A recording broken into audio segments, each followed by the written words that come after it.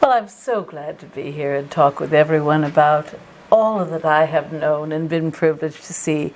I suppose I would want all the children to know of the sacrifice that was made during the war, our war for independency. The young soldiers that I took care of needed so much, and I was very glad to be able to be there at every winter camp. There were hard journeys to get there, but when I saw the soldiers, when I saw what they were enduring, my heart went out to them, and I am happy to say, theirs to me. They used to call me Lady Washington, the soldier's friend. I'm proud of that, my dear. I'm sure you are. We have another email question, and this one comes from Mrs. Rogers' 5th grade class from Mount Diablo Unified School District in Concord, California. The class would like to know, did you have a specific job when you visited the Army during the winter encampments? My chief duty during the winter was to see to the soldiers who were so ill. Many of them had camp fever, and also the smallpox, was happening then. So I had to go and nurse them. Every single day I went out. I had a red cape, and the soldiers always said they want to see me come with my red cape. They could see me at a distance. I carried my basket with medicine and also the book of prayer, just to be of comfort to them. I'm glad I got to go every day to see to their needs. That was crucial. You were really risking your own life. Oh, you could have caught one of those diseases. Well, I really had to summon all my bravery. In '76, I had myself inoculated against the smallpox. And if you ever have an inoculation, you wonder how it's going to go. But I did it because the general wanted me to be safe nursing the soldiers. I was a little afraid, but I went ahead with it. We have another email question. The book club at W.R. Thomas Middle School in Miami, Florida asks, how did you feel when Jackie enlisted in the Continental Army? My dear son, John Park, was now the last of my children. My sweet daughter was taken from us, passing when she was only 17 years old. And so, of course, he was very dear to me. He already had 4 little children born when he decided to go and be with the general. I could not deny him that opportunity to be at the general's side. And I had nursed so many other women's sons. I was a little afraid, but duty is important, doing your duty. And I was proud, too, that he was doing his. We have many questions in our studio audience today. How about let's take another one? How about this young man? What is your name and what's your question for Mrs. Washington? My name is Richie, and how many pets did your husband have? Oh, Richie, that's a good question. We've had lots of animals about the place at Mount Vernon. The general loves his horses best, and he used to keep quite a kennel of hunting dogs. Do you all know hunting dogs? Oh, he called them the most ridiculous names. Sweet Lips and True Love and Duchess, and his most famous, Vulcan, who once jumped up on my table and grabbed a whole ham and ran off with it. I was upset, but the general just laughed and called it charming. A good sense of humor he had. Yes. Well, Mrs. Downer's 5th grade class from Fremont Elementary in La Cañada, California asks, General Washington liked farming and gardening. Do you like gardens too?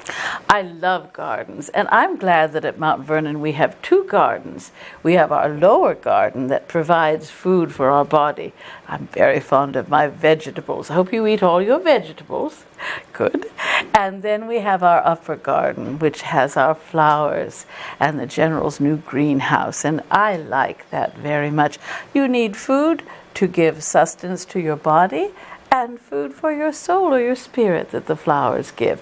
I love roses especially. Mrs. Malone's 4th grade class in Springfield, Massachusetts wants to know, do your grandchildren live with you and what kind of games do they like?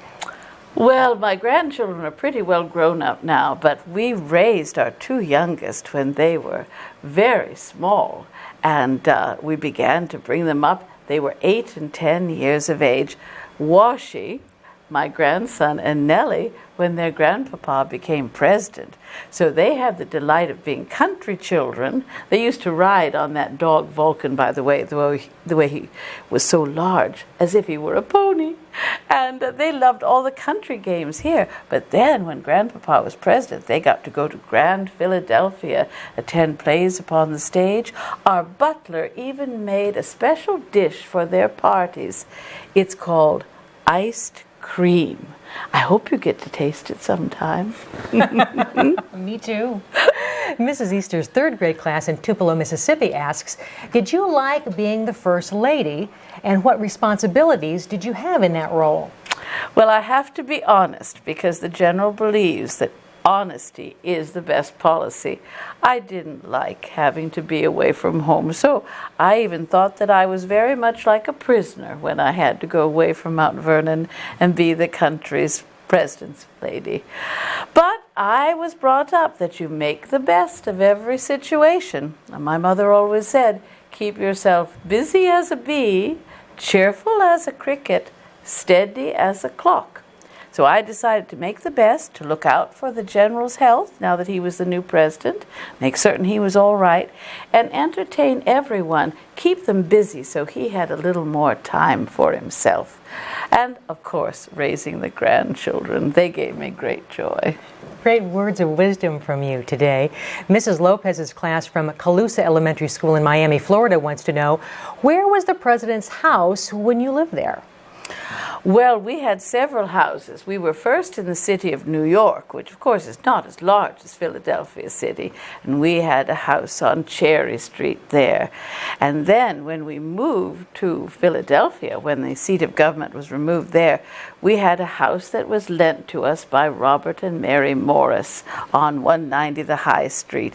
We had to live in borrowed homes the whole 8 years, so I'm very glad now that they're building this new federal city in the District of Columbia, they're going to get a permanent house built for the president and his family. I think they need that. Borrowed houses aren't so good. All right. Well, Mrs. Washington, we have time for one final question from our studio audience. We have a lot of hands raised, but we can only pick at least oh dear, just how one. do you do it? Yes. How about this young lady right over here? We'll wait for the microphone to come. My name's Emily, and That happens to me all the time, Emily. You know, I tend to forget a little bit. what was it like when George Washington turned down being the king? Oh, well, you know, I don't think I'd make a very good Queen of America, do you? Do you know, it is really an unusual thing. We don't think of having kings in our country, but after the war, everybody wanted to make him the King of America. I had grown up having a King of England, and so I knew we wanted a different country. So I was glad that he turned it down. But you know, it was the first time in history anybody ever did that, and he did it. I'm very proud of that. That's remarkable. I know you said that you were rather shy and you were a little reluctant to be First Lady, so it must have been a little frightening to think that you would be Queen. I don't think it would have suited me very well. I'm an unassuming sort of person. All right.